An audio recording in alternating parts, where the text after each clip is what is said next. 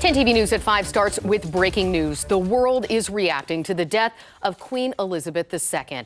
This is a live look outside Buckingham Palace right now as thousands gather to honor the Queen's memory.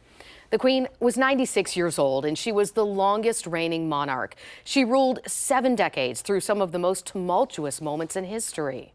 Just 2 days ago, she made her last public appearance to the world next to the new British Prime Minister. Throughout her reign, Queen Elizabeth served for more than a dozen prime ministers. In just the last hour, President Biden issued flags to be flown at half-staff in honor of Queen Elizabeth. Her oldest son, Charles, is now king. We want to take you live to London now, where CBS reporter Ian Lee is live with how the world is reacting tonight.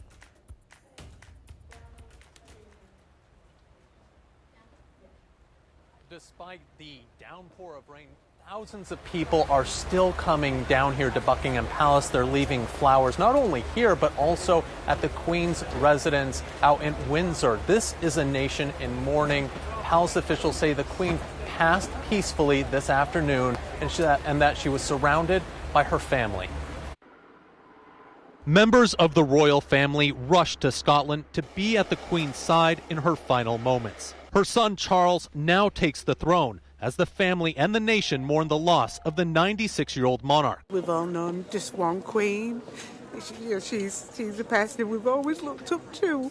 Somehow, it's a sad day. Buckingham Palace said in a statement, the Queen died peacefully. The news somberly announced by the BBC. A few moments ago, Buckingham Palace announced the death of Her Majesty Queen Elizabeth II. The announcement came just 2 days after the Queen's last appearance when she appointed Britain's new Prime Minister, Liz Truss. We usher in a new era in the magnificent history of our great country, exactly as Her Majesty would have wished, by saying the words, "God save the King." Here at Buckingham Palace, crowds gathered in the rain for much of the day, waiting for news about a queen who remained popular up to the end. She pledged her life to this country, and she led this country with great reverence and duty and respect and honor, and I just don't know if there will be another like her. The Queen had already been showing signs of slowing down, making just 2 brief appearances during the summer celebrations, marking her 70 years on the throne. Under rules of the British monarchy, Charles became king immediately upon the Queen's death, with his formal coronation to follow as the nation mourns the only monarch most ever knew.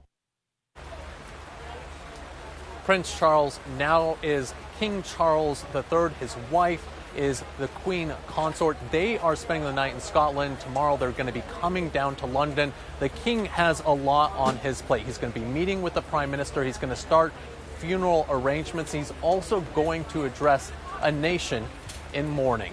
Live at Buckingham Palace, Ian Lee, now back to you. Ian Lee for that report. If you would like to have more information on this, and if you'd like to look back more on the legacy Queen Elizabeth leaves behind, go to 10tv.com for a more in-depth look at her life.